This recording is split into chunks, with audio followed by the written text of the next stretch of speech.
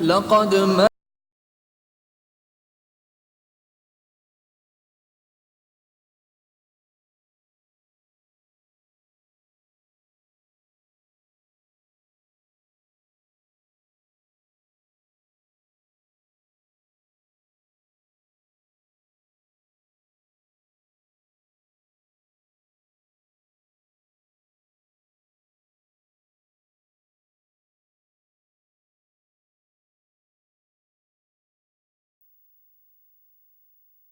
اللهم صل على محمد النبي الأمي وعلى آله وسلم.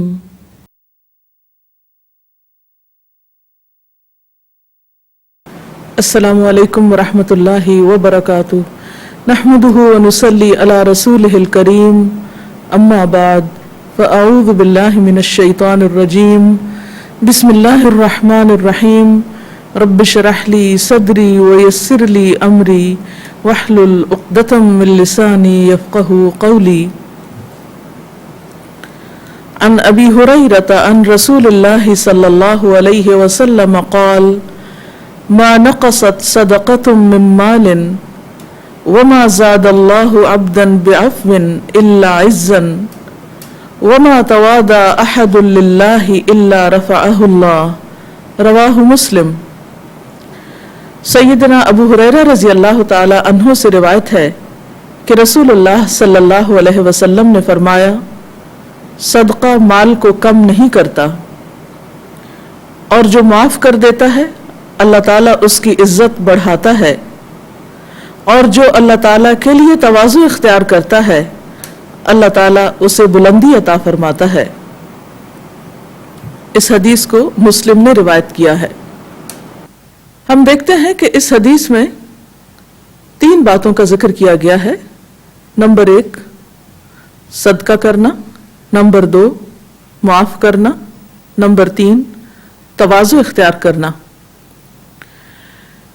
پہلی بات جو فرمائی گئی وہ ہے ما نقصت صدقۃ من مال. صدقہ مال کو کم نہیں کرتا.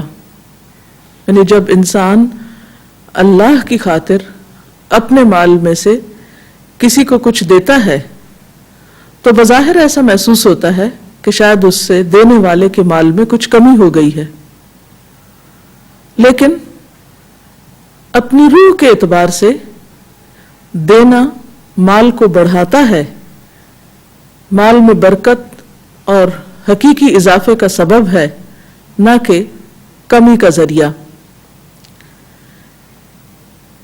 دینے سے جب ایک شخص سے مال دوسرے کی طرف جاتا ہے اور دوسرے شخص کو اس کا فائدہ پہنچتا ہے تو اس سے ایک فائدہ تو یہ ہوتا ہے کہ معاشرے کے اندر سے احساس محرومی ختم ہوتا ہے.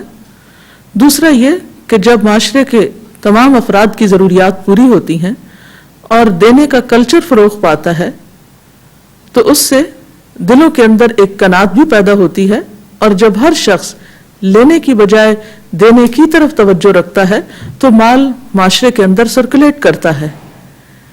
جیسے خون ہمارے جسم میں اگر سرکولیٹ کرتا رہے، گردش کرتا رہے، تو اس کے سارے اعضاء یعنی جسم کے سارے اعضاء بہترین طریقے پر کام کرتے ہیں.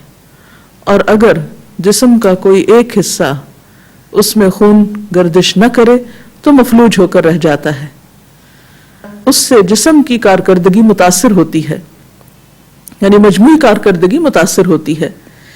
اسی طرح جب مال معاشرے کے ایک مخصوص طبقے تک محدود ہو جاتا ہے اور دینے کی بجائے بخل کا کلچر فروغ پاتا ہے تو اس سے پورے معاشرے کے اندر ایک کارکردگی متاثر ہوتی ہے، اور مال کی صحیح سرکولیشن یا دولت کی گردش کے نہ ہونے کی وجہ سے معاشرے کے کچھ افراد معطل ہو کر رہ جاتے ہیں، وہ نان پروڈکٹیو ہو جاتے ہیں، یعنی ان سے آگے مزید کسی قسم کے بہتر کام کی توقع نہیں کی جا سکتی. اس کے برعکس وہ اپنی ضروریات پورا کرنے کے لیے بعض اوقات دھوکے فریب اور چوری ڈاکے سے کام لیتے ہیں اور دوسروں سے زبردستی مال چھیننے کی کوشش کرتے ہیں، اور اس سے جو کلچر فروغ پاتا ہے یا جو احساسات معاشرے کے اندر پیدا ہوتے ہیں. اس کے تیسرے حصے سے ریلیٹڈ ہے، جیسے کہ اس میں رسول اللہ صلی اللہ علیہ وسلم نے فرمایا کہ جو شخص اللہ تعالیٰ کے لیے تواضع اختیار کرتا ہے اللہ تعالیٰ اسے بلندی عطا فرماتے ہیں.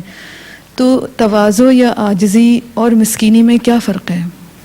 تواضع اور عاجزی انسان کی سیلف ریسپیکٹ کو ختم نہیں کرتی، لیکن بنیادی طور پر اس میں جو بات آتی ہے وہ یہ کہ انسان دوسرے پر چڑھائی نہیں کرتا یا دوسرے کو دبا کے نہیں رکھتا یا دوسرے کو حقیر نہیں سمجھتا. اور مسکینی یہ ہے کہ انسان بلا وجہ اپنے آپ کو کمزور ظاہر کرے. تو کمزور ظاہر کرنا بھی مراد نہیں یہاں، اور دوسرے کے اوپر اپنا روب جمانا بھی مقصود نہیں. مراد یہ ہے کہ انسان ایک معاملہ کرتے ہوئے ایک شریفانہ معاملہ کرے اور ان دو انتہاؤں کے بیچ میں اعتدال میں رہے، احسن طریقے سے اچھے اخلاق کے ساتھ اپنے رویے، اپنی گفتگو، اپنی آواز، اپنے طور طریقے میں دوسرے کے ساتھ ایک شریفانہ معاملہ اختیار کرے، نہ تو دوسرے کے سامنے ذلیل پڑ جائے اور نہ ہی دوسرے کے سامنے تکبر اور ہٹ درمی کا مظاہرہ کرے. تواضع کے سلسلے میں میرے ذہن میں حضرت عمر رضی اللہ تعالیٰ عنہ کا کردار آ رہا تھا کہ خلیفہ وقت ہوتے ہوئے، اتھارٹی رکھتے ہوئے، اور پھر ایک بہترین پرسنالٹی جو ان کی نظر آتی ہے، اس کے باوجود وہ ایک تواضع بھی اختیار کرنے والے تھے کہ ایک شخص نے جب ان سے کہا تھا کہ اے عمر ڈرو اللہ سے، تو انہوں نے اپنا گال جو ہے وہ زمین پر رکھ دیا تھا. تو اس میں تھوڑا سا یہ پوچھنا چاہوں گی کہ تواضع کا مطلب یہی سمجھ میں آتا ہے کہ جیسے ایک ہمبلنس ہونی چاہیے انسان کے اندر، اتھارٹی رکھتے ہوئے پھر انسان جو ہے وہ عاجزی کا مظاہرہ کرے.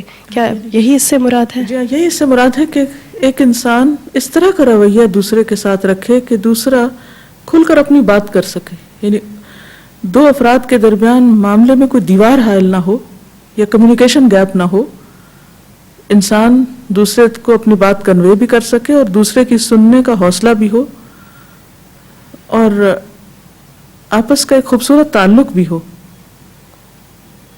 یعنی اس میں اگر دوسرا حق پر ہے تو اعتراف بھی ہو اس کی سچائی کا، دوسرے کی خوبی کا، یعنی دوسرے کو اپریشیٹ کرنے کا بھی حوصلہ ہو.